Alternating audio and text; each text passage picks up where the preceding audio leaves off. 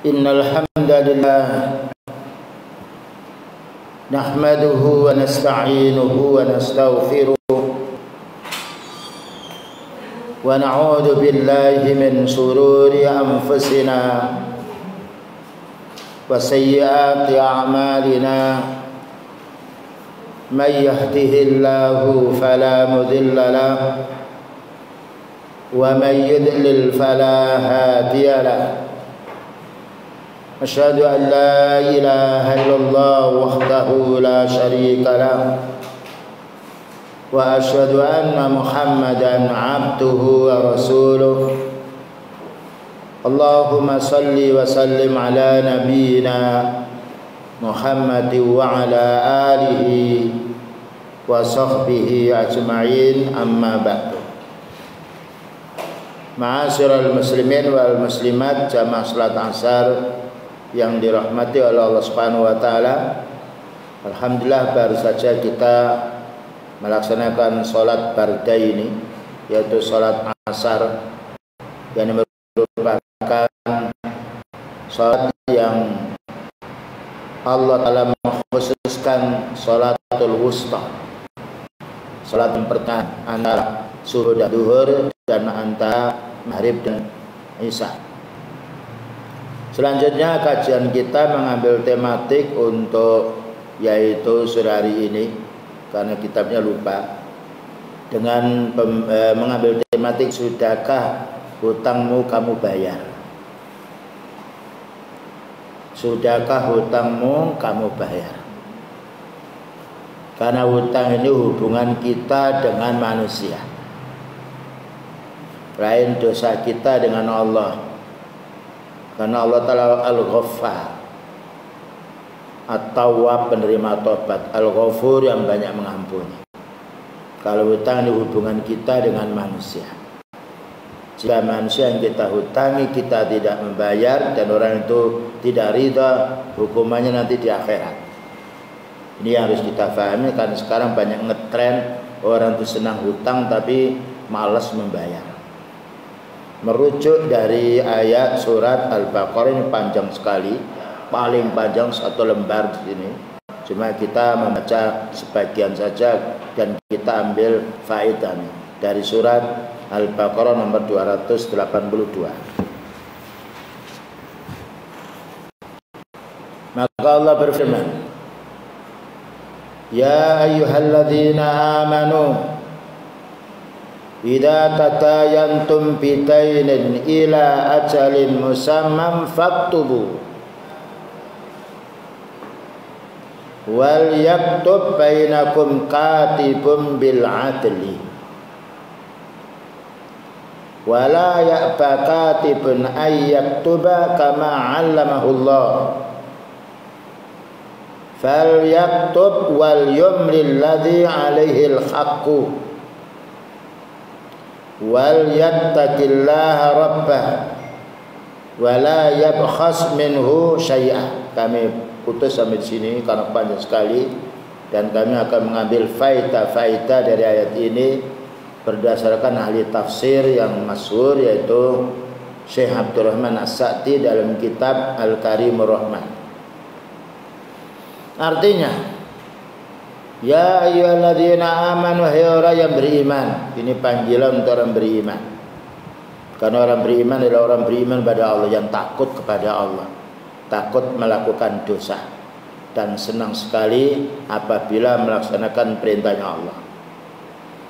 Lalu Allah menjelaskan, idza tatayantum bidainin ila ajalin musamma, apabila kamu mengadakan transaksi jual beli dengan pembayaran tempo, atau bahasanya kalau kita hutang, entah beli barang, pembayaran yang belakang namanya hutang, atau memang kita hutang barang atau hutang uang, masuk ayat ini.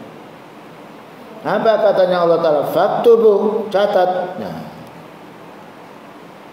karena pencatatan ini untuk menjaga perselisihan antara piutang dan yang hutang.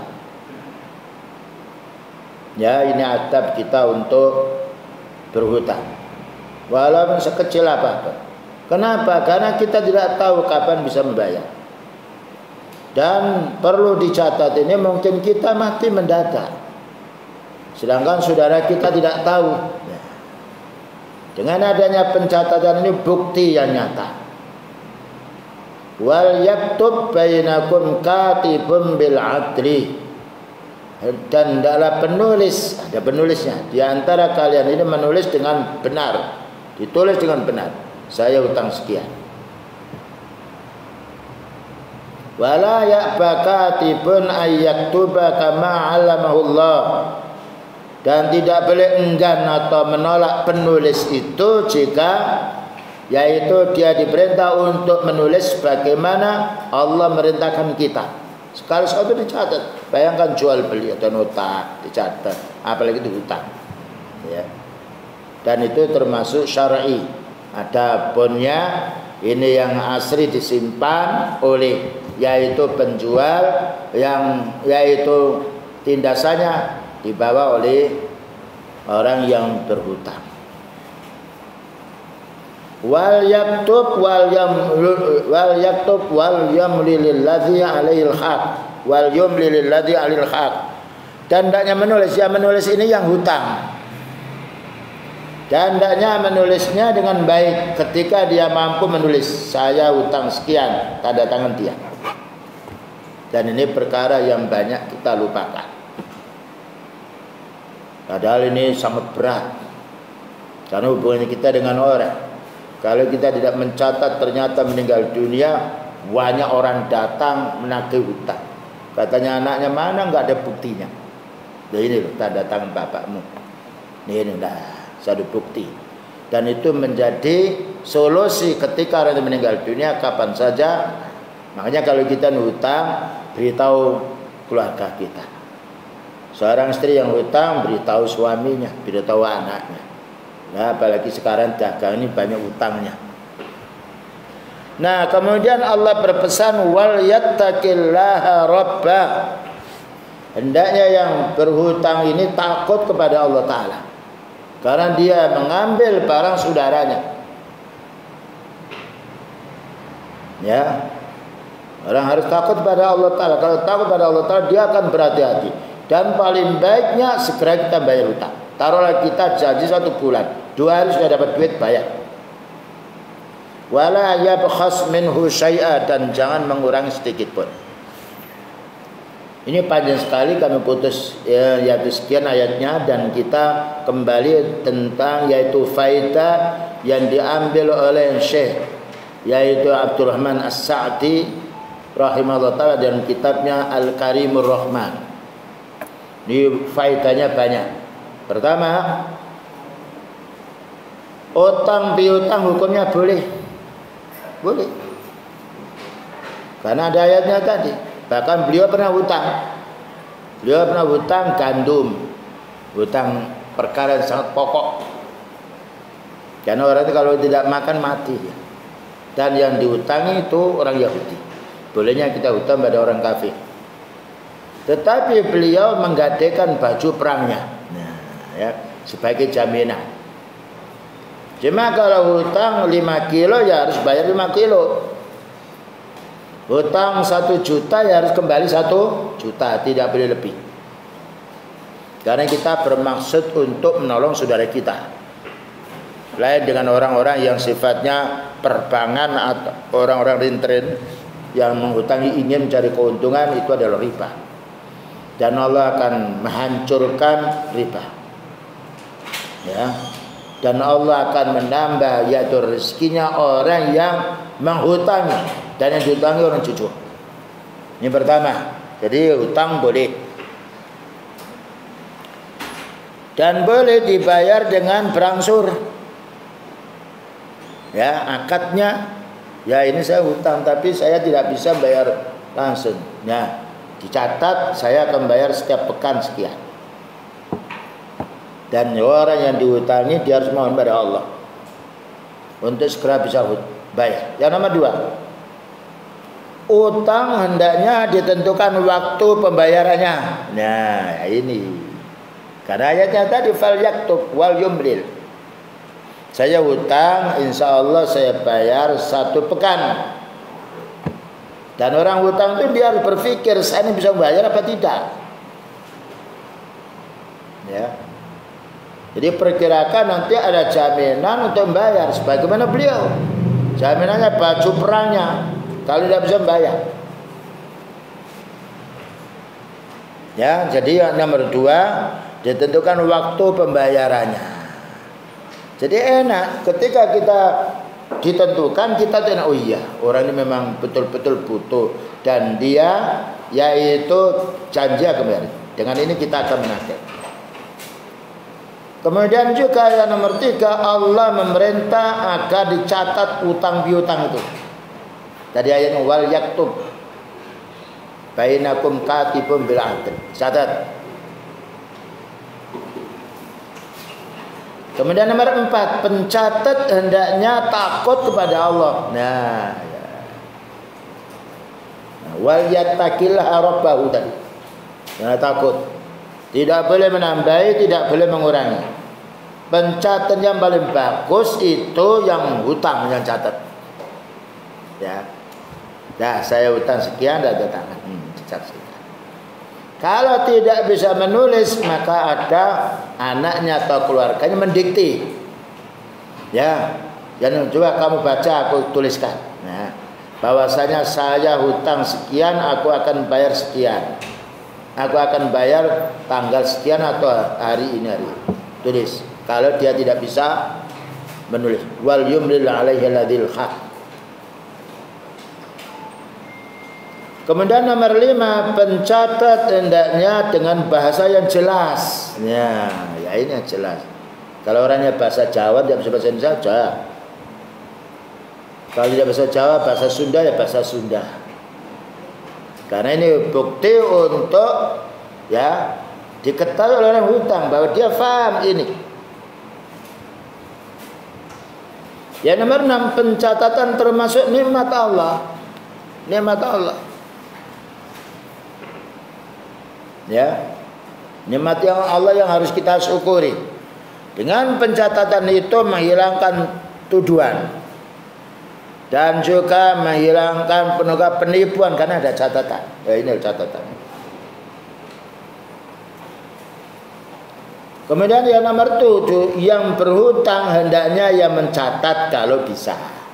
Kita sendiri, saya hutang kepada Zainab atau kepada Hindun sekian. Terus ditandang dia, ada saksi. Ya, ada saksi. Jadi saksi ini penting. Karena nanti ada apa-apa, saksi ini yang dan saksi harus orang yang adil. Selanjutnya, kesadaran mencatat cara yang sangat mulia dipuji. Sangat mulia. Bukankah Allah Ta'ala menyuruh Rasulullah SAW, nun wal qalami wa ma yasturun. Qalam catat, ya. Jadi kesadaran mencatat adalah cara yang sangat mulia.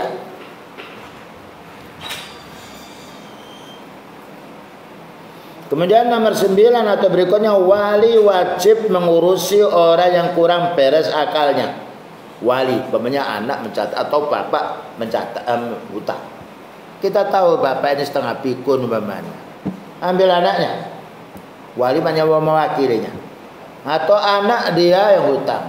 Maka orang tuanya atau keluarganya harus beritahu, ini saya hutang ya. Ini saksinya saudara saya atau bapak saya. Nah ini kalau semuanya diterapkan enak yang menghutangi. Dan insya Allah yang hutang pun juga merasa dia takut pada Allah. Wali harus amanat dan jujur perkataannya. Nah ya, harus amanat dan jujur. Karena yang hutang ini mungkin orang awam, dia tidak tahu. Dan ini sebagai walinya, wali itu yang menanggung dia, wajib amanat dan jujur. Tidak boleh mencatat yang menyelisih dari hutang yang ada. Kemudian yang berhutang harus takut kepada Allah. Nah ini. Wal yattaqillaha rabbah. Harus takut pada Allah. Bukan takut pada manusia. Karena urusannya hak hamba dengan hamba. Dan juga hendaknya menjelaskan dengan terinci, jelas, menjelaskan dengan jelas. Saya hutang ini ya, karena saya sangat butuh ini, saya tidak punya duit. Nah, itu jelas saya hutang ini. Jadi dijelaskan agar orang yang menghutang kita itu legowo. Kenapa saya hutang, bisa dilihat dalam keadaan rumah tangga saya. Ya, jadi betul-betul dijelaskan dengan terinci ya. Supaya yaitu orang yang mau menghutangi ini betul-betul, ini memang orang ini butuh, sangat butuh. Tidak boleh bohong kita. Selanjutnya, saksi hendaknya 2 orang laki-laki yang jujur. Nah, ini orang laki-laki yang jujur, bukan sembarang orang. Dan diupayakan saksi itu orang yang dekat dengan kita. Ini perlu pencatatan. Bayangkan begitu. Jadi Allah Ta'ala menyuruh kita supaya tidak terjadi gap, yaitu kesenggangan antara yang piutang dan yang hutang.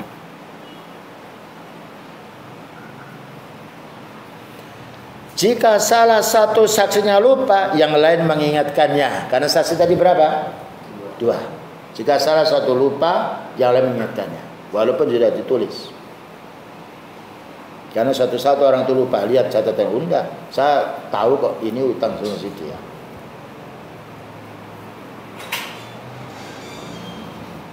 Yang jadi saksi benar-benar tahu perkaranya, bahwa dia hutang itu memang betul, yaitu butuh. Jadi bukan hanya sekedar dia, kamu hutang ini maksudnya untuk apa. Kalau sekiranya dia hutang ini bukan perlu, maka saksi harus benar, enggak usah kamu hutang lah gitu. Sesuatu kamu masih bisa berusaha. Ya, jadi saksi ini betul-betul harus tahu kondisi orang hutang. Makanya dicari orang-orang jujur, orang jujur, orang yang beriman. Karena orang beriman nanti akan beritahu, nanti kamu hutang sekian, terus kamu meninggal dunia, tidak ada yaitu jaminan untuk membayar. Anakmu dalam keadaan miskin, gimana kamu hutang? Atau mungkin yaitu hutang sedikit saja sekiranya keluargamu. Sekarang itu banyak orang tidak punya mobil, ya hutang. Ya, apalagi dengan bunga. Tidak punya rumah, nah ya, lewat orang, lewat bank, hancur semuanya kita. Nah, karena sekarang itu dunia kita lain dengan orang dulu. Tetangganya punya kulkas, dia ingin punya kulkas. Kemudian saksi penulis tidak boleh mengambil upah. Ya. Nah ini, karena memang ingin membantu, mencari pahala di sisi Allah Ta'ala lebih bagus dan lebih banyak pahalanya daripada memberi upah. Ya, tidak boleh minta upah. Dan juga yang yaitu yang menyuruh mencatat tidak boleh ngasih sesuatu. Karena ikhlas karena Allah Ta'ala, ingin membantu. Tulis menulis bagian daripada din yang sangat sempurna. Nah ini ya. Jadi tulis menulis itu bagian daripada din yang sempurna. Makanya Al-Quran dikatakan Alkitab tulisan. Jangan ini sudahlah kita saling percaya. Iya, kita percaya. Tulis. Karena kita tidak tahu mati kita. Tidak tahu ada halangan yang lain. Dengan tulisan itu keluarga kita akan tahu. Oh iya, ini orang tua saya punya hutang.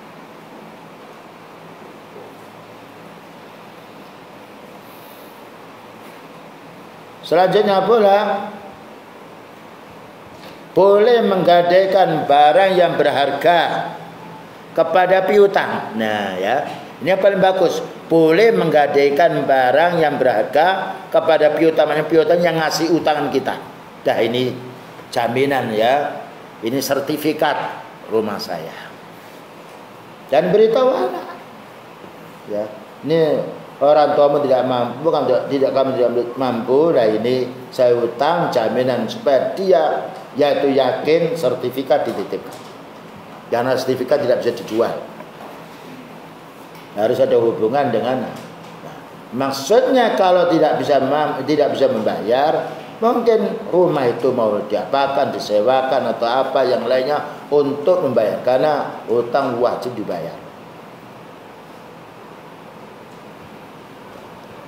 Paling baiknya barang gadaian yang bisa dipegang oleh piutang. Nah, paling baiknya pegadaian atau titipan barang yang bisa dipegang oleh piutang. Umpamanya emas. Nah, sebagaimana beliau utang menitipkan barang baju, ya, baju perangnya dititipkan sebagai jaminan, itu kan banyak. Jadi kalau sertifikat mungkin susah pula kita. Ya paling baik yaitu barang yang bisa dipegang, maknanya dari jaminan dia. Entah itu emas dititipkan, tidak mengapa dia. Tapi dengan syarat ya, yang memberi hutang ini dia harus jujur, ini barang titipan, jangan dijual. Kecuali kalau tidak bisa membayar, dirembuk dua antara piutang dan yang hutang.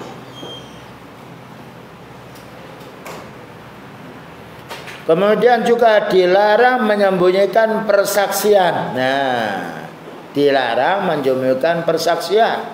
Ini bagi saksi tidak boleh menyembunyikan atau bohong. Karena apa? Karena amanat dari Allah Subhanahu wa taala agar mereka ini menjadi orang yang jujur. Itu diantara tip-tip bagi orang yang mau hutang dan bagi yang piutang beri hutang. Sekarang hukum hutang piutang. Menurut asal hukum utang piutang hukumnya boleh, bukan haram. Tapi kapan menjadi haram? Kalau hutang untuk kemaksiatan. Ada orang hutang yaitu hutang untuk beli rumah tapi dengan kreditan bank tidak boleh. Karena Allah berfirman, "Wala ta'awanu 'alal ismi wal 'udwan." Surat apa itu? Al-Maidah nomor 2. Jangan tolong-menolong kamu dalam urusan dosa dan permusuhan. Jadi kalau hutang itu kita tanya dulu, kamu hutang untuk apa? Kalau dia hutang untuk membeli rumah, fulan datang, kita tanya. Karena kita ingin menolong, jangan sampai kita menolong lalu kita dirugikan. Kalau memang betul-betul orang ini jujur yang lainnya dan kita mampu, tolong saudara kita. Karena beliau bersabda, "Wallahu fi aunil abdi ma kana al abdu fi auni akhi." Allah akan menolong hamba selagi hamba itu mau menolong saudaranya. Mana dalilnya bahwa hutang piutang itu boleh? Disebutkan di dalam surat At-Taghabun ayat nomor 17. Nah ini Allah berfirman, "In tuqridullaha qardan hasana yudha'ifhu lakum wa yaghfir lakum wallahu syakurun halim." In tuqridullaha qardan hasanah, jika kamu mau meminjamkan kepada saudaramu dengan pinjaman yang baik. Pinjaman baik itu maknanya tidak ada ribanya, tidak ada anaknya. Ya, bukan menganakkan hutang. Sekarang kan banyak. Bahkan orang sekarang disodori hutang. Hutanglah kan hanya apa itu bunganya sedikit. Bahkan kadang dusta. Wah ini hutang tidak ada bunganya, nanti setelah hutang ini administrasinya. Ini pembohong semuanya itu. Dan itu karena pernah juga kamu kan sudah sana saya tidak boleh hutang. Iya Ustaz, kamu katanya nggak ada bunga, bisa. Orang hutang, kalau orang mengatakan jujur itu tidak mungkin dia mengutang, orang hutang dulu. Ini enggak kalau kamu hutang boleh tapi nggak ada bunga. Padahal nanti prakteknya ini bukan bunga, namanya administrasinya. Ini dan juga yang lainnya. Karena itu ya kawan, perlunya kita ini berlindung kepada Allah. Allahumma inni a'udzubika minal ma'sami wal maghram. Ya Allah, aku berlindung kepadamu ya Allah dari banyak dosa dan dari hutang. Dan juga pernah beliau yaitu berdoa dan sering doa ini, Allahumma inni a'udzubika min dhala'id dain. Ya Allah, aku berlindung kepadamu dari melilitnya hutang. Bahkan berulang-ulang. Sampai sahabat menanya, wahai Nabi, mengapa baginda sering berlindung kepada Allah Ta'ala dari hutang? Iya, karena orang yang hutang itu biasanya bohong. Supaya dapat apa? Hutangan. Wah, ini anak saya sedang merengek lah gitu. Nah setelah dapat penyakitnya orang hutang, menyelisih janji. Hutang 5 hari, pergi dia. Sampai sebulan belum dibayar. Hanya upayakan kalau kita itu hidup sederhana saja. Kebutuhan kita dunia tidak banyak, tapi rakusnya keinginan itu yang melebihi daripada kebutuhan kita. Ya, jadi menurut asal hutang itu boleh. Apa katanya Allah Ta'ala? Wa yaghfir in tuqridullah qardan hasana. Jika kamu mau menghutangi Allah, maknanya meminjami saudaranya karena sangat butuh, dengan hutang yang baik, yudhaifhu lakum, Allah akan menggandakan pahalamu. Dengan syarat menghutang ini tidak mengambil keuntungan dari yang hutang. Wa yaghfir lakum, dan Allah akan mengampuni dosamu. Subhanallah, keutamaan orang muslim yang menghutangi saudaranya yang sangat butuh dengan dasar ikhlas karena Allah ingin membantu, maka Allah akan menggandakan pahalanya. Yang nomor 2, dihapus dosanya. Wallahu syakurun halim, dan Allah Ta'ala mensyukuri atau berterima kasih kepada hambanya, dan Allah Ta'ala maha yaitu memberi balasan kepada hambanya. Dan yang nomor 2, bolehnya kita itu hutang tapi harus dibayar. Beliau bersabda, hati yang diriwayatkan Imam Muslim, wallahu fi aunil abdi ma kana al abdu fi auni akhi. Wallahu, dan Allah fi aunil abdi, selalu menolong hamba. Allah akan menolong hamba. Maka al abdu, selagi hamba itu fi auni akhi, mau menolong saudaranya. Terutama kalau kita tahu memang fulan itu sangat miskin, kita tahu kondisi setiap harinya, dan orang itu ahli ibadah dan jujur, hutang. Bahkan suatu saat kita tahu dia hutang untuk kebutuhan pokok umpamanya, lalu kita tahu bahwa orang ini belum bisa membayar secara keseluruhan karena kita tahu syarat, yaitu nyata dia itu bukan pembohong. Kalau bisa kita bebaskan separuh, atau sudahlah, saya tidak usah dibayar, menolong saudara. Wallahu fi aunil abdi ma kana al abdu fi auni akhi.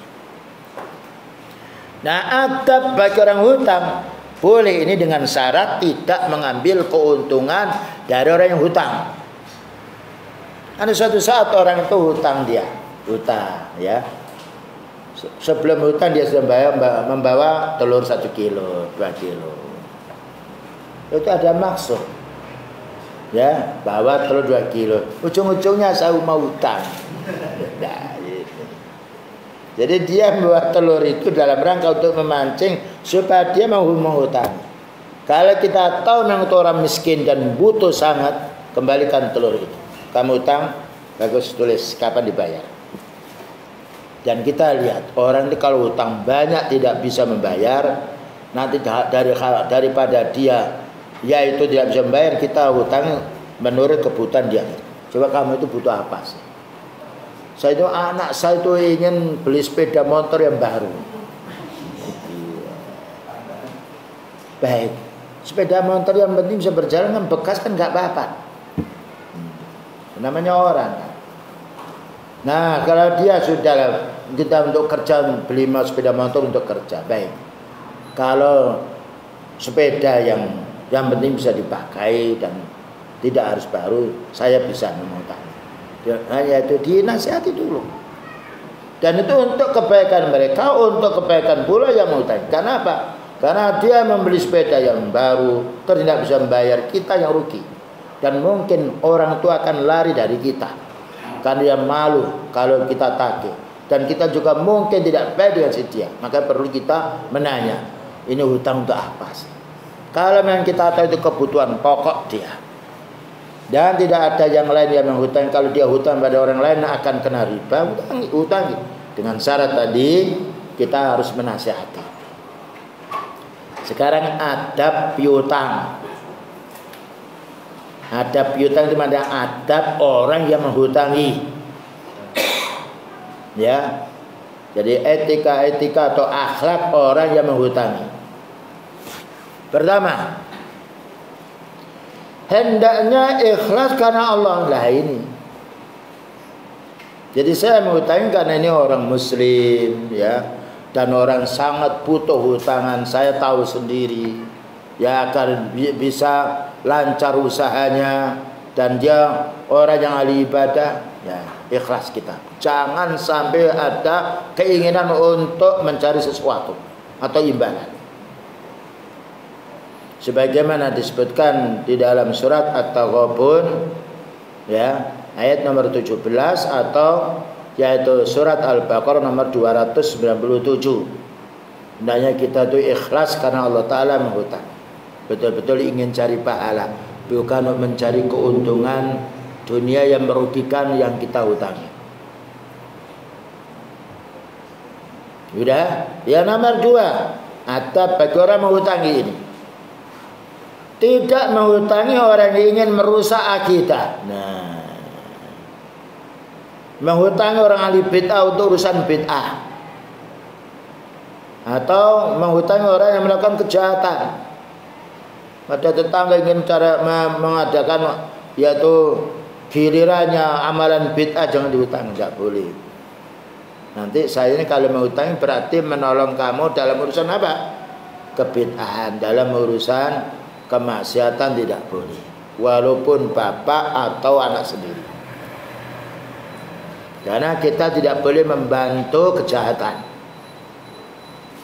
Dengan dasar ayat dari surat Al-Maidah nomor 2, wala ta'awanu 'alal ismi wal 'udwani wattaqullah. Dan jangan kamu tolong menolong perbuatan dosa dan permusuhan. Ya. Dan bertakwalah kamu kepada Allah, karena siksaan Allah Ta'ala pedih. Ya, jadi walaupun tetangga dekat atau orang tua atau anak sendiri ya, kalau hutang untuk masalah kemaksiatan ya, masalah kebid'ahan atau syirik, tidak boleh kita membantu. Walaupun keluarga sendiri, walaupun tetangga dekat, walaupun orang itu baik kepada kita, tapi masalah prinsip ini harus dipahami. Dan terus terang saja, tidak bisa saya ada ayatnya ini Pak, kita tidak boleh tolong menolong dalam perbuatan kebid'ahan, kesyirikan, kemaksiatan ya. Karena kita diwajibkan tolong menolong dalam urusan kebaikan, karena Allah berfirman, wa ta'awanu 'alal birri wat taqwa. Itu yang pertama. Dan tolonglah kamu dalam urusan kebaikan dan ketakwaan ya. Namanya dia sakit, memang kita tahu, dan kata dokter ini perlu harus opname, dan kita tahu orang miskin bantu. Bahkan suatu saat memang kalau dia tidak bisa membayar, kita carikan bantuan. Karena orang mukmin satu sama lain dibagikan oleh beliau satu bangunan yang saling kuat menguatkan. Nah, kemudian juga adab yang lain, jika yang berhutang belum mampu membayar, belum mampu, hendaknya ditangguhkan sampai dia mampu membayar. Makanya kita kalau menghutangi orang itu harus jelas siapa yang hutang ini, bukan hanya sekedar melepaskan uang. Karena kita tidak ingin terjerumus diri kita dan tidak ingin menjerumuskan orang. Ya, jadi adabnya jika yang berhutang belum mampu membayar, karena kita lihat sendiri, dikasih tempo. Karena orang menolong saudaranya akan ditolong dengan dasar ayat dari surat Al-Baqarah 280. Subhanallah, ternyata begitu Allah Ta'ala membimbing kita agar tidak terjadi keresahan antara piutang dan yang menghutang, dan yang hutang. Dan akan tidak terjadi permusuhan satu sama lain. Maka Allah berfirman, wa in kana dzu usratin fanadhiratun ila maisarah. Wa in kana dzu usratin, maka jika orang yang berhutang itu dalam keadaan kesukaran membayar, karena kita tahu ekonominya seperti itu, fanadhiratun ila maisarah, maka berilah tangguh ya, berilah tempo ketika dia sampai dia bisa membayar atau memiliki kelapangan. Nah, ini adab bagi orang menghutangi. Karena orang yang menangguhkan pembayaran saudara yang tidak mampu itu menolong saudaranya. Dan orang menolong saudaranya, Allah yang menolong kita. Berapalah kita menolong saudara dengan gantinya dengan pahalanya Allah Ta'ala yang menolong bagi orang menolong saudaranya. Ini semuanya kalau kita kembalikan dengan dalil nikmat hidup ini. Karena memang Allah menjadikan ada yang manusia yang kaya ada yang miskin. Tentunya yang kaya ada kelebihan bagaimana bisa membantu saudara yang miskin. Dan orang miskin sebaiknya kalau dia pinjam bukan pinjam pada orang kafir. Dan bukan pinjam kepada bank-bank, tapi pinjam pada saudaranya yang istiqomah. Dan orang yang pinjam harus mengerti dia ini telah diperlakukan baik oleh orang yang meminjami. Jangan mengkhianati. Dan memohon kepada Allah Ta'ala untuk segera bisa membayar. Sebab kalau kita tahu ada tetangga atau keluarga atau teman bayar, dia janji 3 hari dibayar, itu besok lagi kalau hutang kita senang, gak apa-apa, dia itu orang jujur. Nah, tetapi kalau kita lihat orang itu hutang, ya, menunda pembayaran padahal dia itu mampu membayar, namanya matlul ghani dzulmun. Orang kaya yang bisa membayar hutang ditangguhkan, zalim si dia. Ya, makanya saya diamanati di pondok yaitu untuk material bangunan. Ya, suatu saat hutang dia, dijanji, Pak, tidak apa-apa pondok bayar 1 bulan. Baik, 1. Ketika kita sudah dapat duit 2 hari harus bayar. Dan senang orang yang kita hutang ini, iya, kita janji 1 bulan ternyata 2 hari sudah dibayar. Timbul kebaikan. Kalau kita menjadi orang baik, insya Allah akan diperlakukan oleh saudara kita dengan kebaikan. Ya, jadi kalau kita tahu memang dia belum mampu membayar, kasih timbul, tidak apa-apa lah. Karena kita tahu betul. Kemudian juga adab bagi orang menghutangi. Sungguh amat baik bila piutang membebaskan sebagian hutang saudaranya. Amat baik orang yang piutang memberi hutang ini kalau dia tahu memang dia sengsara, kerepotan dalam mengurusi anaknya, dan kita tahu pencarian rezekinya seperti itu, paling baik kalau kita bisa membebaskan sebagian hutangnya.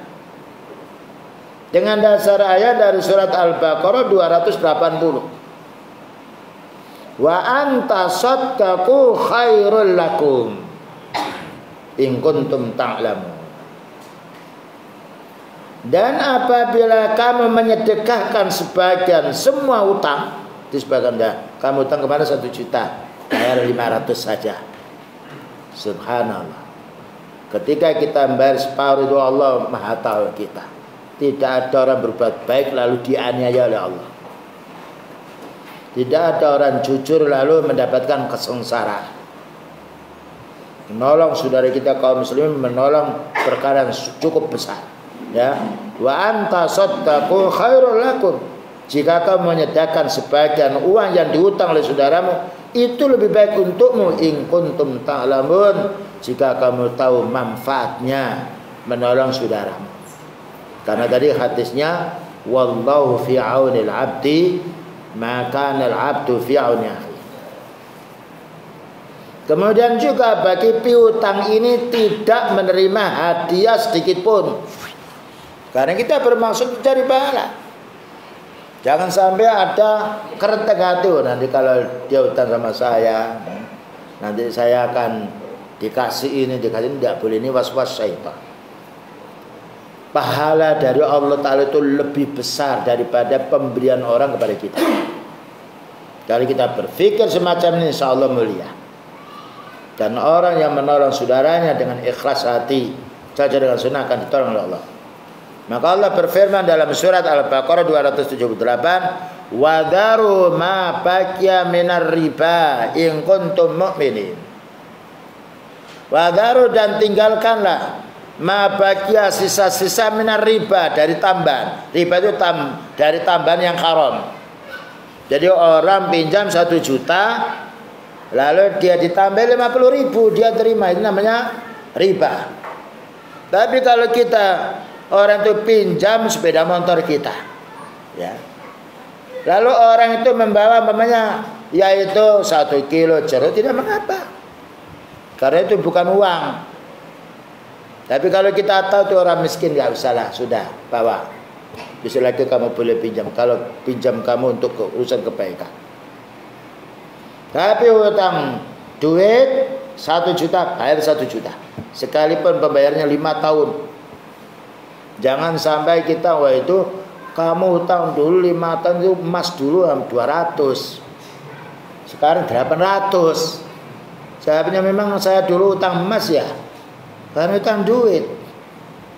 Terkadang orang berpikir seperti itu. Maka kita berpikir walaupun 5 tahun kita menolong saudara kita, berapa pahalanya, ya. Nah ini kalau orang seperti itu nikmat hidup ini. Jangan sampai kita mengutang ini untuk cari keuntungan dunia, cari keuntungan akhirat. Karena keuntungan dunia yang kita peroleh dengan cara yang haram menghukum kita, menghukum diri kita di akhiratnya nanti. Jadi Allah berfirman, wa dharu ma baqiya minar riba in kuntum mu'minin. Kalau kamu itu orang mukmin, tinggalkan riba. Berarti kalau orang mengamalkan riba bukan mukmin. Nah, yang karena Allah Ta'ala menjelaskan in kuntum mu'minin, ya. Dan inilah transaksi utang piutang yang dianjurkan dalam Islam, ya. Berbeda pada zaman sekarang. Orang tak punya duit, ya, dipanggil punya, kamu utang saya nggak apa-apa lah. Ya. Jadi sebaiknya kita tidak utang kecuali dalam keadaan darurat. Kemudian juga adab dari piutang yang mengutang ini, minta saksi dan penulis bila diperlukan, agar tidak lupa. Dan karena kalau kita sakit yang lainnya, agar tahu keluarga kita, ya, meminta saksi dan penulis. Ya, saya bisa mengutangi, coba ambil saksi. Kalau dikatakan, "Lah kamu tidak percaya ya?" Kalau saya tidak percaya, kamu tidak saya utangi. Tapi ini untuk kebaikan kamu dan kebaikan saya. Karena saya punya anak, saya punya istri, saya punya keluarga. Harta ini bukannya milik saya saja, tapi untuk membiayai istri saya. Kalau kamu utang dicatat, ada saksi silakan. Kalau tidak mengapa. Ya, karena tadi ayatnya suruh menulis. Ya ayyuhalladzina amanu idza tadayantum bidainin ila ajalin musamman faktubu, suruh menulis. Dan dengan adanya menulis itu adanya saksi. Kemudian berikutnya, bagi piutang yang menghutangi,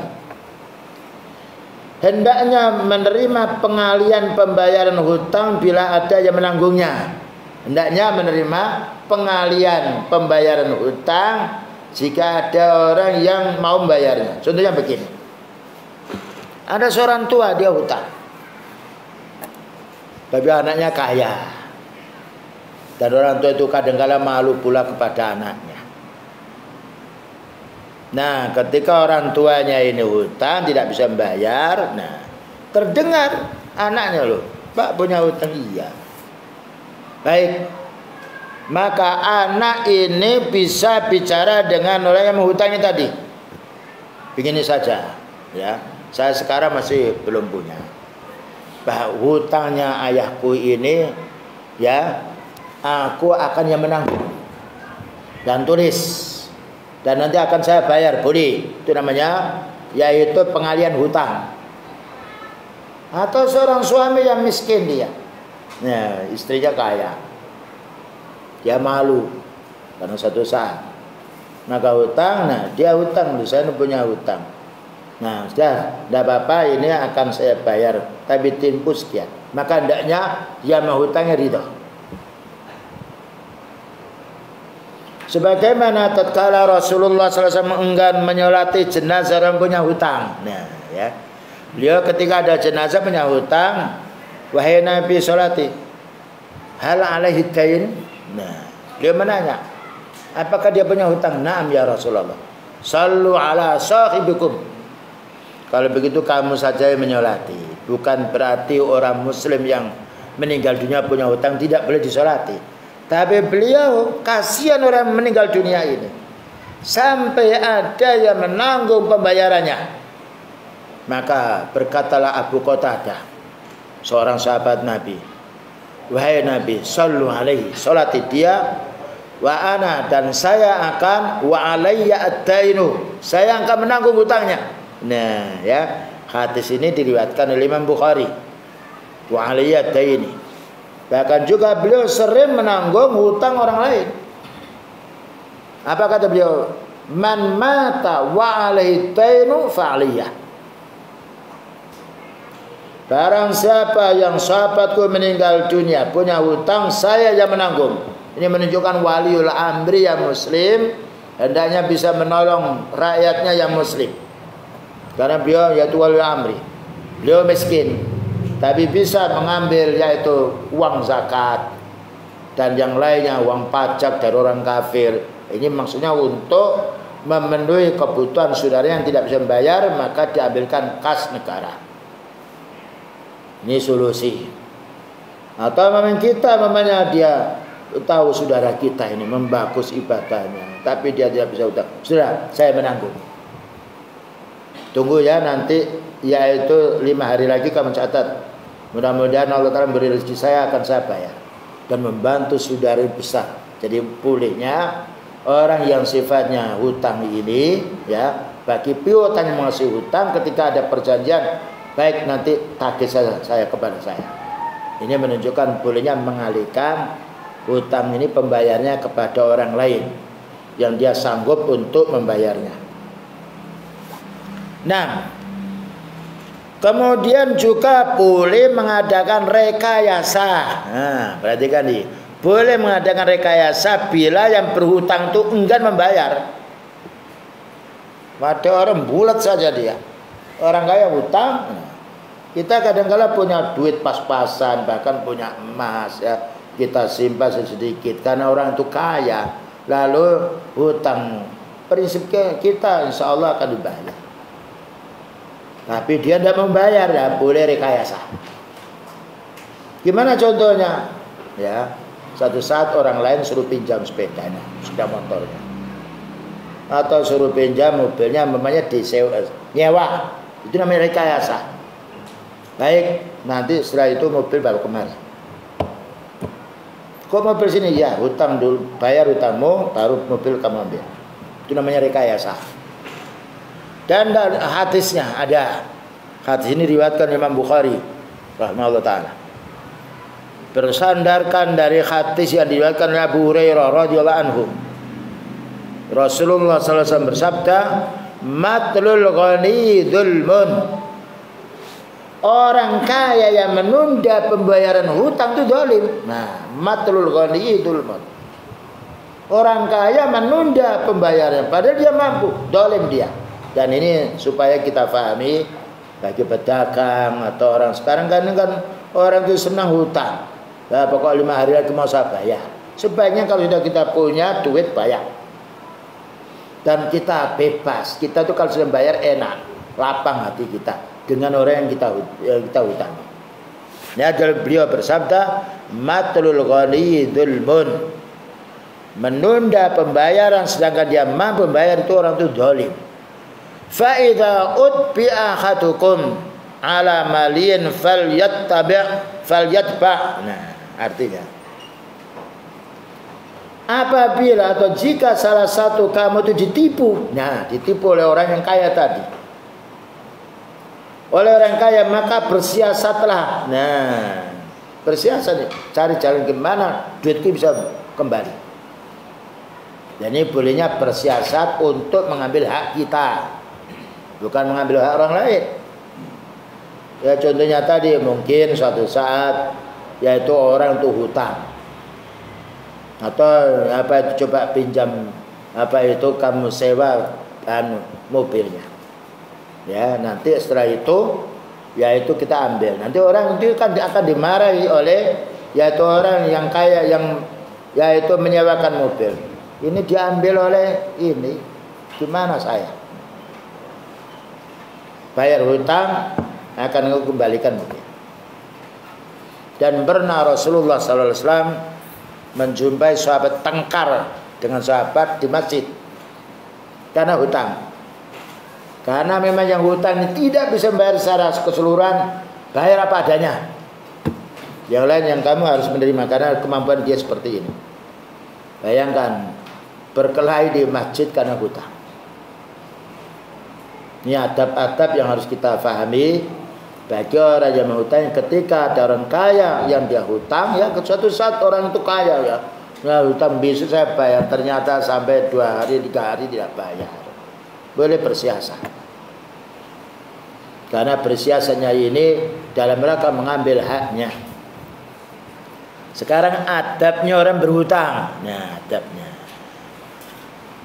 tadi itu bagi piutang yang menghutangi. Pertama, orang berhutang dia harus bersyukur kepada Allah. Karena orang yang menghutangi kita ini betul-betul orang yang bagus. Kalau tidak akan dihutang kita. Dan bersyukur kepada Allah Ta'ala dan berterima kasih kepada orang yang menghutangi kita. Bukankah Rasulullah sallallahu alaihi wasallam bersabda, "Man lam yashkurin nas lam yashkurillah." Hadis ini diriwayatkan oleh Imam Tirmidzi, disahihkan oleh Albani, dalam silsilah sahihah. Man lam yashkuril nas, siapa tidak berterima kasih kepada manusia, berarti dia tidak berterima kasih kepada Allah. Ya, jadi kita menyampaikan alhamdulillah, jazakallahu khair. Nah, sampai membantu aku ini, semoga Allah Ta'ala memberi pahala yang banyak. Dan maafkan kemarin luput 1 hari ya, karena bukan saya bohong, karena janji yang dijanjikan orang itu baru sekarang dikembalikan. Ya, jangan sampai yang menghutang ini dimarahi, bahkan juga diperkara. Naudzubillah min dzalik. Kalau sampai yang piutang yang menghutang ini diperkara orang hutang, doakan saja. Baik kamu ingin didoakan jelek atau kamu bayar hutang. Ini namanya al-jaza' min jinsil amal.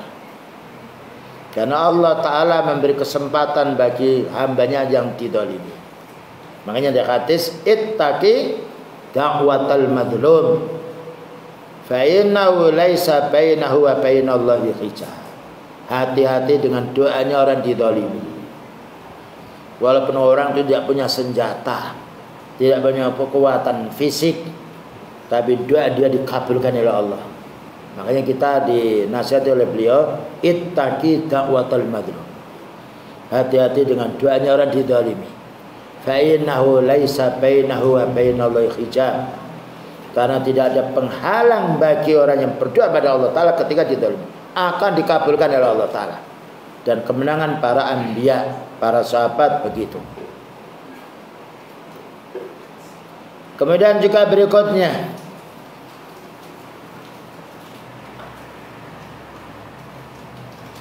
dalam satu hadis yang ada, yaitu maknanya Rasulullah sallallahu alaihi wasallam bersabda, belas kasihanilah penduduk di bumi ini, kamu akan dibelas kasihani oleh penduduk langit. Diriwayatkan oleh Al-Imam Hakim. Belas kasihanilah penduduk di permukaan bumi ini, kamu akan dibelas kasihani oleh penghuni di langit. Siapa itu? Malaikat. Karena malaikat juga mendoakan. Bayangkan kita di masjid didoakan oleh malaikat. Allahumma fir lahum, Allahumma arhamhum, Allahumma tub alaihim. Doanya malaikat ini, subhanallah. Ya Allah, ini hamba-Mu di masjid, ampuni dosanya, belas kasihanilah dan terimalah tobatnya.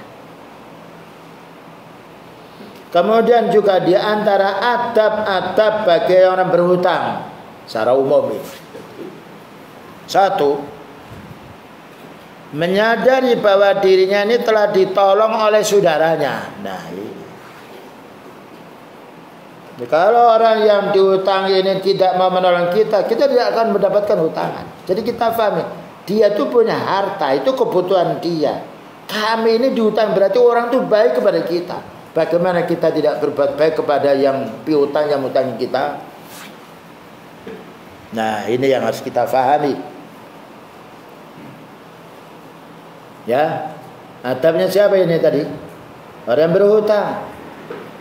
Bahwa manusia orang ini, saudaraku ini berbuat baik kepada saya. Bagaimana saya tidak berbuat baik?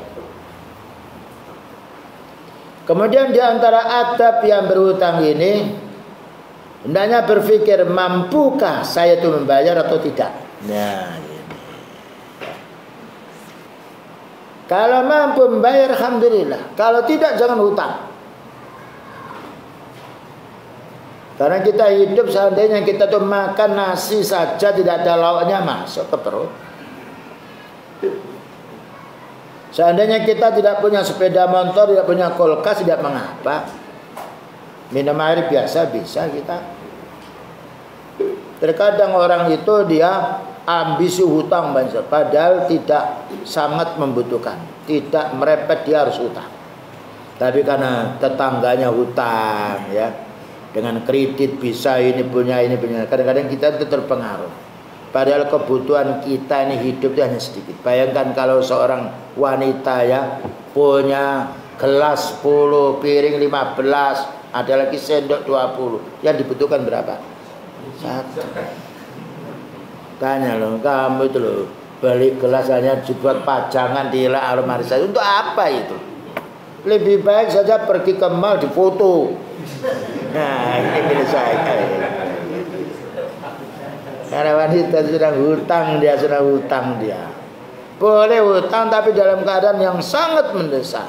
Makanya kita hati-hati kalau membawa keluarga ke mall. Wah, ini barang murah, dapat kortingan sekian, dibeli di rumah ya, taruh saja. Ya, mumpung murah, iya murah kalau kamu punya duit. Kalau kamu tidak punya duit, gimana barang ini? Dan belum tentu orang membeli barang kita. Ya ini makanya kita ini harus hati-hati. Kalau masalah hutang ini lain dengan yang lainnya. Urusannya kita dengan orang yang kita hutangi. Berbeda dengan dosa kita di hadapan Allah. Karena Allah Ta'ala Ghaffar, Al-Ghafur At-Tawwab. Kemudian juga berikutnya, tidak menghutangi orang yang membungakan uang. Nah, ya. Tidak berhutang, bukan menghutang. Tidak berhutang kepada orang yang membungakan uang di bank atau tetangga. Pokoknya kamu hutang berapa boleh, tapi ya nanti bunganya sekian aja lah. Walaupun 1% tidak boleh. Karena Allah berfirman, walakum ru'usu amwalikum la tadlimuna wa la tudramun. Kamu bayar pokoknya. Jangan mau dikurangi dan jangan mau ditambahi. Dengan dasar ayat yang tadi kita baca surat Al-Maidah nomor 2, wala ta'awanu 'alal ismi wal 'udwan. Dan jangan tolong menolong kamu kepada perbuatan dosa dan bermusuhan. Menghutangi orang, hutang kepada orang membungakan uang berarti kita membantu dosa mereka. Dan kita juga berdosa. Cari orang-orang yang ikhlas dan orang yang baik. Dan hendaknya kita hutang menurut kebutuhan pokok kita, bukan keinginan. Keinginan dengan kebutuhan ini beda. Orang inginnya banyak sekali, ingin membeli ini, ingin membeli itu, hutang. Tapi kalau kebutuhan pokok seperti makan dan minum itu tidak bisa kita tinggalkan, tidak bisa kita tangguhkan. Tapi membeli sepeda motor bisa ditangguhkan. Ya, rumah belum jadi tidak mengapa, kita kasih piupan sementara bisa. Daripada rumah megah, ya, hutangnya miliaran, belum dipakai orangnya mati. Tidak bisa merasakan nikmatnya rumah yang baik, tidak bisa membayar. Dan kasihan pula kalau anak keturunannya ini sudah tidak ada yang diwarisi, malah harus menanggung hutang orang tuanya. Iya kalau bisa membayar, kalau tidak panas terus orang hutang di alam kuburnya. Nah, ini diantara adab bagi orang berhutang. Dan ada satu hadis Rasulullah sallallahu alaihi wasallam yang harus kita perhatikan, yaghfaru lisyahidi kullu dhanbin illat dain. Hadis ini riwayat Muslim. yughfaru diampuni lisyahidi untuk orang mati syahid. Mati syahid itu mati apa? Di dalam peperangan membela agama Islam, memerangi orang kafir. Kullu dzanbin semua dosa orang mati syahid dalam peperangan ini diampuni illa dain kecuali hutang. Karena hutang ini hubungan dengan siapa? Manusia. Dan belum tentu orang itu yaitu membebaskan hutang kita. Mu'allaqun bidainihi. Orang mati syahid itu masih tergantung dengan yaitu sangkut pautnya dengan hamba, dengan orang yang menghutangi. Makanya beliau itu sering berdoa, Allahumma inni a'udzubika minal ma'sami wal maghram. Ya Allah, aku berlindung kepadamu dari banyak dosa dan hutang. Allahumma inni a'udzubika min dhala'id dain. Ya Allah, aku berlindung kepadamu dari melilitnya hutang. Makanya ketika beliau hutang bukan untuk bangun rumah, hutang kan untuk makan. Gandum yang dihutang untuk makan. Tidak ada gandum untuk membuat rumah. Dan itu yaitu menggadaikan baju perangnya. Ketika suatu saat kapan meninggal dunia belum bisa membayar, maka jaminan itu bayar hutangnya. Kemudian juga menulis perjanjian waktu bayar hutang. Nah ini ya, yang tadi sudah dijelaskan. Menulis perjanjian waktu bayar hutang dan menepati janjinya seperti ayat di atas. Ini adab-adab bagi orang yang hutang. Dan kalau perlu keluarganya diberitahu, ini abimu hutang ini loh ya. Kamu tahu pekerjaan orang tuamu seperti ini, makanya kamu harus hemat. Tapi karena anak ini butuh makan, kamu tahu anaknya banyak di sini. Nah, dicatat di situ. Perjanjian ini abimu ingin membayar sekian. Diberitahu keluarganya atau istrinya yang lain. Karena orang itu tidak tahu, belum tentu dia hutang bisa membayar atau keburu telah meninggal dunia. Apalagi orang yang menghutangi piutang ini meninggal dunia. Ya, sedangkan keluarganya tidak tahu dengan bukti ini saya punya hutang kepada suamimu. Saya punya hutang pada saudaramu, ini buktinya, aku akan bayar. Dan juga di antara adab yang lain bagi orang yang berhutang ini tidak bohong dan tidak mengingkari janjinya. Karena bohong itu sifatnya siapa? Orang munafik. Nah, idza khattasa kadzaba. Orang munafik itu kalau bicara bohong dia. Wa idza wa'ada akhlafa. Dan apabila dia berjanji menyelisihi. Nah, jadi kita harus betul-betul menjadi orang yang jujur, yang baik. Jangan merugikan karena kita tidak mau dirugikan. Ada salah seorang istri beliau yaitu Aisyah radhiyallahu anha. Ada orang berkata kepada Nabi, "Mengapa engkau sering berlindung kepada Allah Ta'ala dari banyak utang?" Karena beliau berdoa satu saat dikeraskan untuk beri pelajaran. Allahumma inni a'udzubika minal ma'sami wal maghram. Terus Allahumma inni a'udzubika min dhala'id dain. Ya Allah, aku berlindung kepadamu dari melilitnya hutang. Ya Allah, aku berlindung kepadamu dari dosa dan hutang. Subhanallah, padahal hutang itu boleh. Apa jawabnya? Maka Rasulullah SAW memberitahu, kalau kamu itu hutang biasanya bohong. Ada kata sini, innar rajula idza gharima. Ini hadisnya dari Imam Bukhari. Innar rajula idza gharima. Seorang itu apabila dia hutang, hatta saya bicara, merengek dia, pura-pura menangis. Ya, membawa anaknya atau membawa juga yaitu mungkin pinjam pada yang lainnya, ini saya punya hutang sekian. Fakadzdzaba, bicara dusta, wa wa'ata, dan jika berjanji fa akhlafa, menyelisihi. Nah, ini sudah sifatnya orang munafik. Bicaranya dusta, janji, menyelisihi, dan ini penyakitnya umumnya orang yang hutang. Kalau memang mereka ini bukan orang yang takut kepada Allah. Kalau orang takut kepada Allah, punya duit segera dibayar. Karena kalau kita sudah bayar itu ringan beban kita. Bertemu dengan orang itu juga baik. Tapi kalau menunda, kita itu kawan bagus ya, ahli sunnah, tapi hutang ya karena belum sembayar sembunyi dia. Dan menjadi sengganya kita dengan mereka. Makanya kalau hutang gini aja, supaya kita tidak terjadi yaitu perpecahan dalam berteman. Kamu itu mau butuh apa sih? Butuh sepeda motor, namanya gimana kalau sepeda motor bekas saja? Kita itu kan butuhnya untuk cari kerja, ya.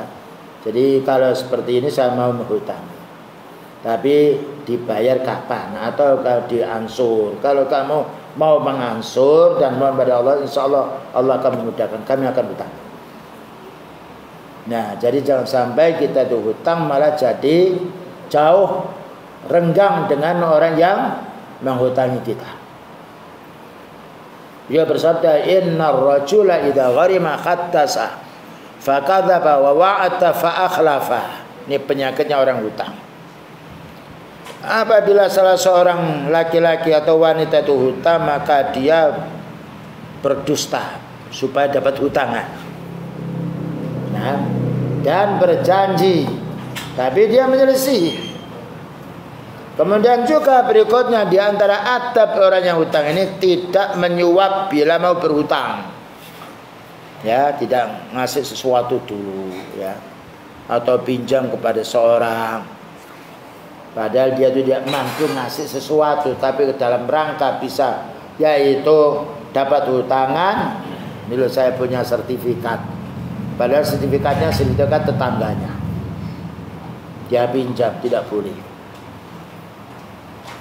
Dan tidak boleh memberi hadiah, ya, karena hadiah yang berasal dari untuk mendapatkan hutang itu riba. Dan juga karena beliau bersabda, la'anan nabiyyu sallallahu alaihi wasallam akilar riba wa mukilahu wa katibaihi wa syahidaihi wa katibahu wa syahidaihi. Hadis ini diriwayatkan Imam Bukhari. Nabi sallallahu alaihi wasallam melaknat maknanya mendoakan jelek terhadap orang yang makan hasil riba. Jadi maknanya menghutangi orang tapi mencari keuntungan. Dan juga bagi yang memberi makan. Siapa memberi makan ini? Yang berhutang. Ya. Yang menghutangi mengambil keuntungan, dan yang menghutangi memberikan juga kelebihan. Dan juga Allah melaknat bagi pencatatnya, dan juga melaknat pula bagi saksi-saksinya. Semuanya terlaknat. Wa kulluhum sawa, semuanya sama. Ya, ini peringatan yang harus kita fahami. Makanya kalau kita menghutangi saudara kita harus ikhlas karena Allah Ta'ala. Dan kita lihat orang itu layak kita hutangi apa tidak. Dan kita tanya, ya kita tanya dulu. Kalau memang kebutuhannya pokok dan betul-betul orang itu mampu menghutangi, alhamdulillah. Kalau tidak mampu membayar, kita bantu. Sudah, kamu gak usah hutang, saya bantu. Sekian. Karena dia memang orang baik.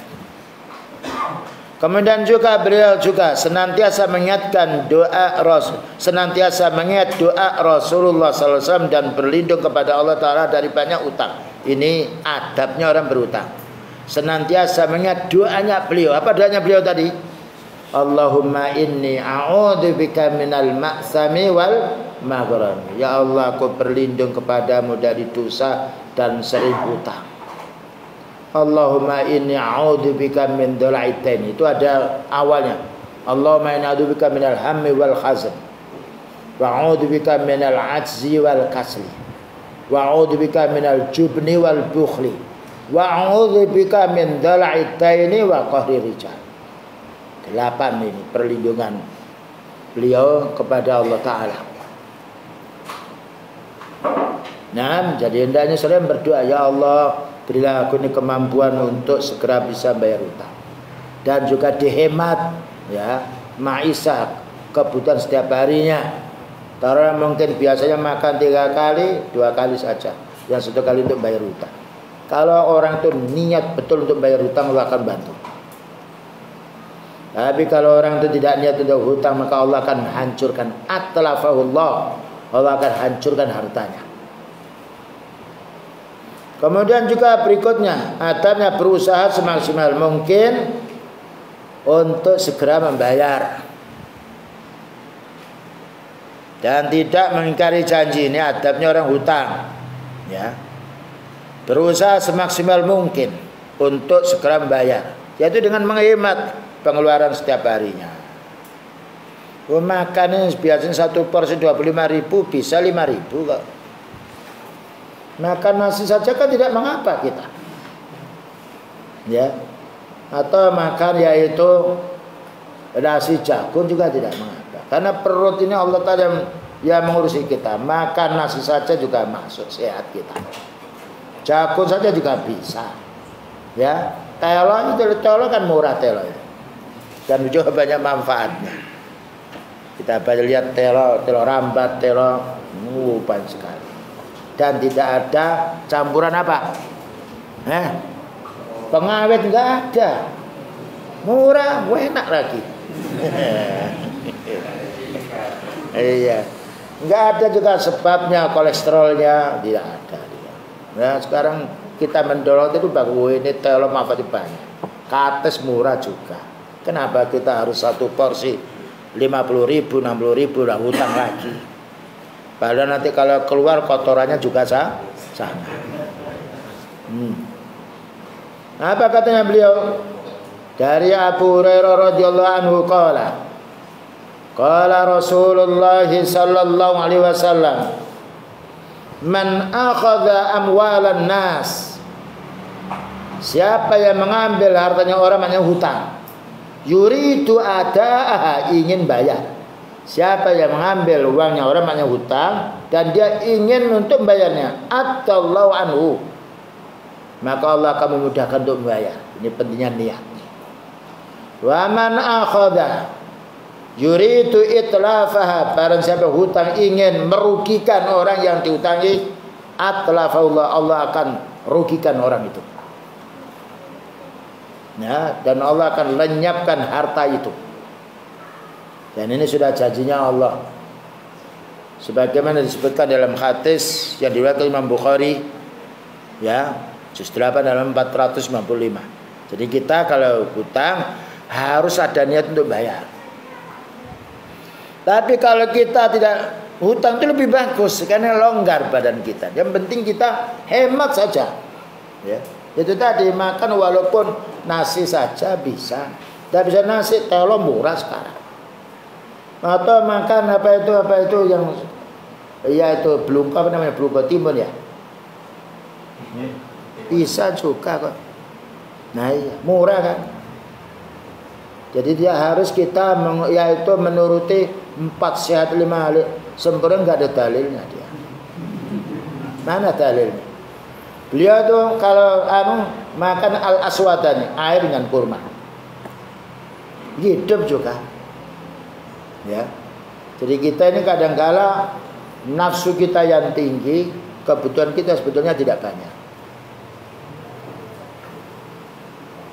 Kemudian berikutnya, Rasulullah SAW bila akan tidur berdoa. Nah ini, Allahumma rabbas samawati wal ardh, ya Allah pencipta langit-langit dan bumi, iqdi anni ad-daina, ya Allah mudahkanlah aku membayar hutangku. Subhanallah. Iqdi anni ad-daina, ya Allah mudahkan aku untuk membayar hutang. Wa aghnini minal fakri, ya Allah cukupkanlah aku ini dengan kekuranganku ini, cukupilah kekuranganku ini. Subhanallah, beliau itu pemimpin dunia. Apa katanya Aisyah? Belum pernah 3 hari berturut-turut makan roti, belum pernah. Yang ada itu hanya air dan kurma. Memang kurma yaitu banyak di Timur Tengah, 2, tapi juga hidup. Jadi sebetulnya kita ini nafsu kita yang lebih besar daripada kebutuhan perut kita. Nasi 1 bungkus sekarang yang murah berapa? 5.000 alhamdulillah. Kalau masak sendiri nggak sampai 5.000. Kalau anaknya banyak. Ya. Tapi kita nggak enak. Padahal kalau sudah masuk perut sudah selesai. Enaknya makan itu di mana? Lidah. Kalau dikecap-kecap terus enak? Tidak. Makan itu lama-lama hilang enaknya. Karena kenikmatan dunia mataul ghurur. Mataun qalil, kenikmatan sedikit. Bayangkan satu porsi pernah saya itu diajak makan 2 jam itu baru datang. Kemana saya ini kok? Tenang lah Ustaz, tenang. Ya tenang, tadi kan tenang saya. Ternyata masuk ke restoran. Ya, menunggu setengah jam lagi. Nah inilah 2 jam nih. Coba tadi kasihkan nasi 1 bungkus, letakkan di tempat istirahat saya senang bisa murojaah, bisa yang lain. Ini yaitu taklim kurang 1 jam, kembali lagi seperti ini, makanya menunggu 2 jam. Ikramudhan, iya ikramudhan sudah lah, makan sudah satu buku di situ saja. Bismillah, enak. Nah beliau itu sering berlindung kepada Allah Ta'ala dari hutang ini. Apa doanya tadi yang kita baca? Allahumma inni a'udzubika minal hammi wal hazni wal ajzi wal kasli wal jubni wal bukhli wa dhala'id daini wa qahrir rijal. Ini doa yang harus kita baca pagi, petang, tidak mengangkat. Ya Allah, aku berlindung kepadamu dari al-hammi, yaitu berlindung kepada Allah Ta'ala dari sedih, wal hazni dari susah. Sedih dan susah. Teman akrabnya penyakit apa itu? Hati. Wal ajzi wal kasri. Ya Allah, aku berlindung kepadamu dari lemahnya badan dan malas. Karena kalau orang itu sehat, malas dia kerja, senang hutang. Wal jubni wal bukhli, dan aku berlindung kepadamu ya Allah dari licik, penakut, dan juga dari bakhil. Karena bakhil ini sifat manusia. Allah berfirman, wa may yabkhal fa innama yabkhalu an nafsihi wallahul ghani wa antumul fuqara. Barang siapa yang bakhil terhadap dirinya sendiri. Kemudian wa dhala'id daini, ya Allah, aku berlindung kepadamu dari melilitnya hutang. Wa ghalabatir rijal, dan aku berlindung kepadamu ya Allah dari kekerasan manusia. Nah ini kita berlindung kepada Allah dan difahami maknanya. Kemudian juga di antara adab kita berhutang, sebaiknya mengansur pembayaran apabila tidak bisa membayar langsung. Dan itu orang senang. Dah ini saya hutang 1 juta ya, saya janji 1 bulan. Ini saya punya uang 200, saya titipkan dulu. Berarti saya masih hutang 800. Senang itu orang yang dihutang ini. Orang ini jujur. Dan mohon sampai kepada Allah akan dapat rezeki. Ternyata dapat rezeki kira-kira 100 ya. Pokoknya ada 20.000 cukup untuk kita 80 bayarkan. Yakin dengan niat yang baik ini Allah Ta'ala akan memudahkan kita bisa bayar. Dan itu kita praktikkan sendiri. Kita tuh sering beli tanah pondok itu tertipu. Ya Ustadz, ini hanya yaitu 800 juta Ustadz, bisa dibayar 2 tahun. Nah, senang kita. Dah kita bayar dulu 200 juta. Ternyata besoknya itu dia minta lagi loh, katanya 2 bulan. Ditagih di bank. Dah. Kita di bank, katanya bang, Pak, ini orang di penjara. Jangan Pak, duit 200 juta kembalikan dulu, tanah akan kembalikan. Tapi kalau dari perbankan mengasih waktu kami, ya kalau enggak nanti orang satu desa saya bawa Pak, karena ini bukan barang saya. Ini uang 200 juta iuran dari penduduk masyarakat. Kalau Bapak ngasih tempo, bismillah. Dikasih tempo 8 bulan, 6 bulan sudah lunas. Karena apa? Niat kita kesana kemari. Subhanallah. Ya. Jadi kalau orang yang hutang betul-betul memang ada niat untuk membayar dan dia berikhtiar mencari rezeki dan menghemat diri, Allah Ta'ala akan membantu kita. Karena janjinya beliau, wallahu fi aunil abdi maka al abdu fi auni akhi. Jadi ditansur. Mengansur itu mudah. Ya.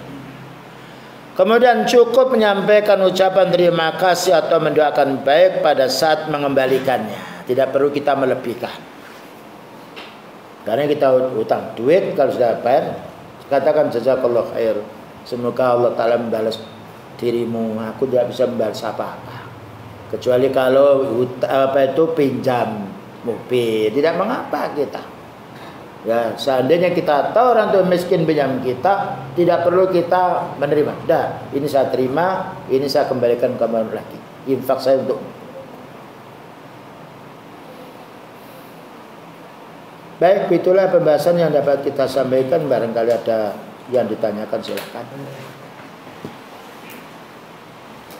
Ustaz, bagaimana sikap bagi piutang?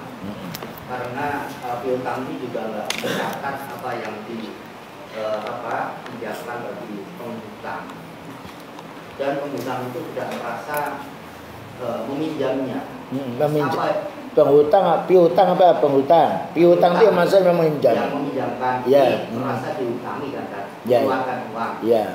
Ya. Tapi penghutang, yang hutang, yang hutang tidak merasa menghutang karena tidak ada pencatatan. Nah ini salahnya. Allah Ta'ala menyuruh kita kok, idza tatayantum bidainin ila ajalin musamman faktubuh. Karena nanti kita akan tengkar. Bahkan kita akan diperkara. Mana buktinya? Kamu menghutangi saya. Berapa banyak orang yang menghutangi malah diperkara di pengadilan. Tapi doa saja orang yang menghutangi ini kalau memang dia jujur. Makanya sebelum itu kita mencatat.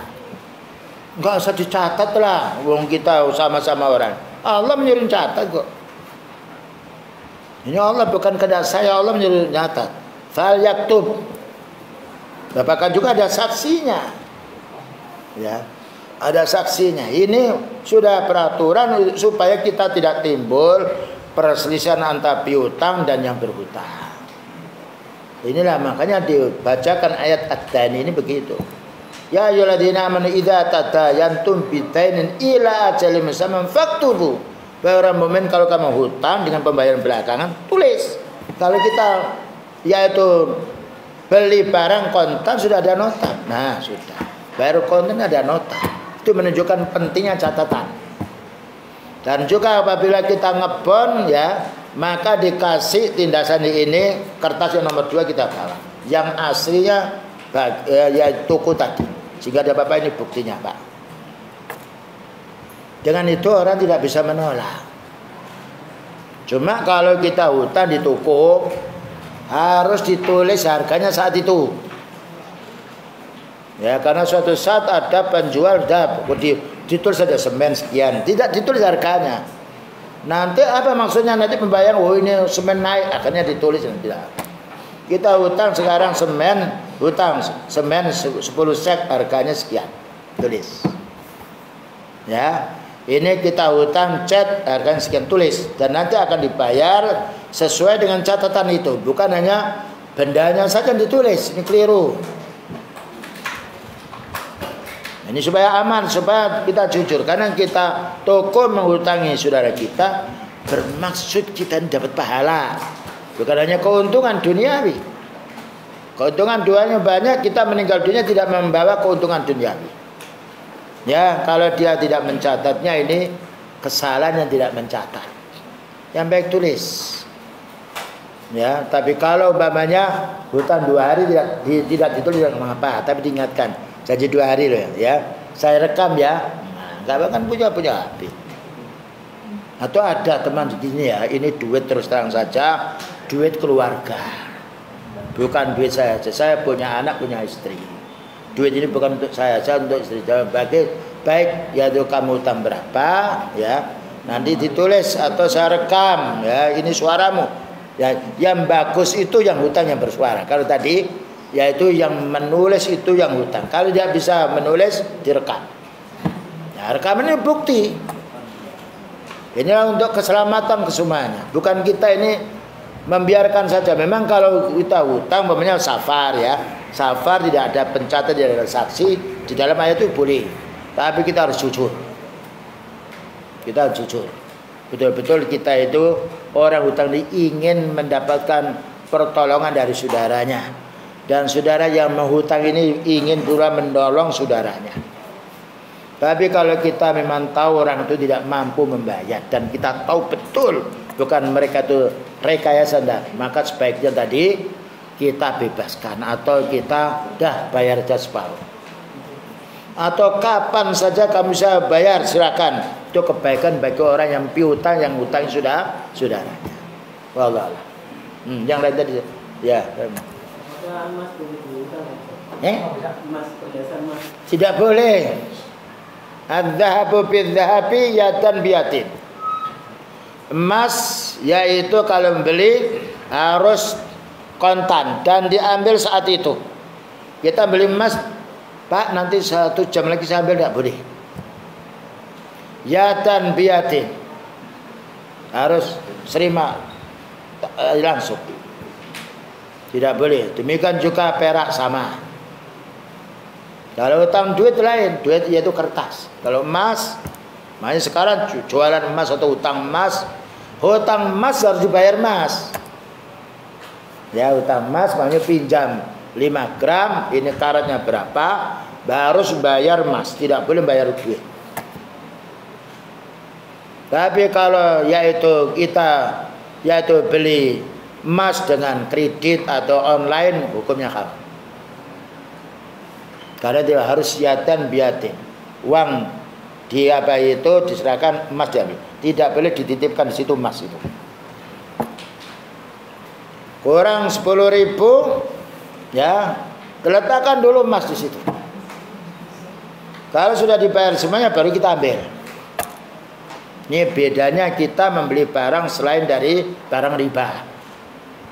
Kalau emas, perak, ya termasuk beras, gandum, terus sudah garam, itu dijelaskan itu barang ribawi. Kita hutang beras 1 kilo atau kurma 1 kilo, harus dibayar beras 1 kilo atau kurma 1 kilo. Bahkan pernah ada sahabat yang hutang kurma di Khaybar itu baik. Jadi 1 sok dibayar 2 sok. Kata beliau, jangan. Ini wahai Nabi, ini kurma ini baik. Kalau begitu jual dulu kurmamu yang jelek, kemudian beli kurma yang baik. Disiasati begitu.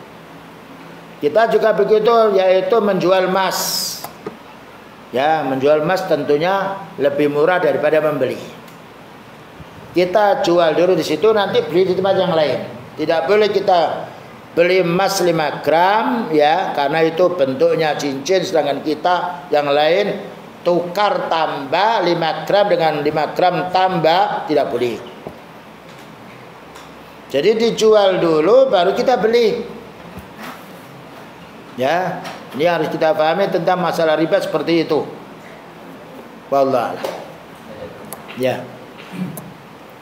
Ini apakah boleh ya bagi yang contoh ada orang pinjam sama kita lalu dia menitipkan sepeda motor misalnya janji 2 minggu, apakah boleh yang menghutang ini menggunakan fasilitas yang telah dititipkan oleh? Tidak boleh, itu riba. Ini yang pertama ya. Iya. Yang kedua ini tadi Rasulullah itu kan hutang gandum dengan jaminan baju besi. Iya. Kenapa Baju perang enggak pinjam sama Abdurrahman bin Auf atau Utsman? Apakah Rasulullah ini tidak mewajib mumpung atau dibalik itu apa dibalik kejadian itu? Jadi begini, jadi beliau itu hutang itu kepada orang kafir boleh, kepada orang Yahudi boleh, kepada orang Islam boleh. Tapi wallahu alam kenapa yaitu hutang kepada orang Yahudi? Mungkin juga yaitu saat itu yang bisa dihutangi si dia. Dan juga pernah beliau itu sendiri miskin betul. Ya, 1 bulan itu tidak memasak, tapi sahabat Ansar yang ngirim, yaitu mengirim apa? Mengirim susu dari unta. Ada lagi yang mengirim, ya. Jadi hutang itu kepada orang kafir boleh, kepada orang Islam boleh. Tapi mengapa beliau hutang kepada orang Yahudi? Itu ada satu hikmah. Berarti kita itu hutang kepada musuh boleh. Hutang pada orang kafir boleh, tidak harus hutang kepada orang muslim. Tapi difahami harus tepat. Dan itu ada faedahnya. Oh iya. Orang Islam kalau hutang kepada orang lain agama itu juga ditepati. Jadi hutang bukan harus kepada orang muslim. Coba kalau kita ya tahu kalau kita ini hutang agak kesulitan membayar, hutang kepada saudara kita. Ya, yang sifatnya bisa memberi kesempatan kita, kelonggaran kita apabila kita terlambat untuk membayar. Jadi hutang itu kepada siapapun boleh. Asal kita tepat dan ada jaminan untuk membayarnya. Wallahu a'lam. Yang lain. Tadi katakan beras kurma itu tidak boleh hutang. Lebih. Beras 1 kilo bayar 1 kilo. Walaupun ini beras bagian atau beras. Kalau kita sebagai pedagang gimana? Iya, jadi kita hutang beras ya harus bayar beras. Gimana beras bayar hutang, bayar duit? Orang beli tapi hutang, orang beli beras tapi hutang. Nah itu kan dia kan membeli kan. Jadi hutang. Jadi kita angkatnya kan membeli, bukan hutang beras kan. Oh, tapi bayarnya bulan depan. Iya nggak apa-apa, dia hutang bukan hutang beras, tapi dia membeli. Membeli ya, membeli nanti saya bayar 5 hari boleh. Tapi kalau hutang beras harus dibayar buta. Jadi akarnya apa? Dia membeli apa hutang? Kalau memberi uang dengan beras boleh. Nah, dibedakan antara hutang beras harus bayar beras. Ya, tidak boleh bayar duit. Tapi kalau transaksi kita ini beras 1 kilo 10.000 man. 10 kilo berarti 100.000. Dah, ya catat. Ini saya hutang dulu, nanti 5 hari saya bayar, ya berarti harus 100.000. Karena akadnya ketika jual beli 100.000. Tidak boleh, oh ini beras naik, kamu bayar sekian, tidak boleh. Nanti kalau beras turun gimana? Jawab aja, kalau beras itu turun harganya bagaimana? Nah, jadi itu akad kita jadi perjanjian. Tapi kalau hutang beras harus bayar beras. Nah, sekarang kita hutang beras itu putih sekali ya. Kemudian kita hanya punya beras yang sifatnya agak mangkak, bayar itu nggak apa-apa. Tidak boleh dilebihkan karena 1 kilo harus 1 kilo. Yadan biatin sawaan sawan, serah terima dan harus sama. Makanya ketika sahabat ada yang sifatnya yaitu beli kurma yang bagus 1 kilo dengan 2 kilo kurma yang jelek, tidak boleh. Jual dulu kurmamu yang jelek, baru nanti beli kurma yang baik. Ini siasatnya. Atau kita jual dulu beras yang kurang baik ini, nanti kita membeli beras yang baru. Boleh, itu namanya asiasat disiasati. Ya, karena ini termasuk barang riba. Barang riba 1 kilo harus kembali 1 kilo. Walaupun beda nilainya beras yang namanya beras. Jagung ya kembali dengan jagung. Wallahu a'lam. Makanya ini perlu sekali karena banyak transaksi kita ini yang belum tahu. Dan apalagi sekarang dunia perdagangan ini banyak hutangnya. Dan juga banyak masalah yang menyelisih syar'i. Yang lain? Saya rasa sudah cukup ya.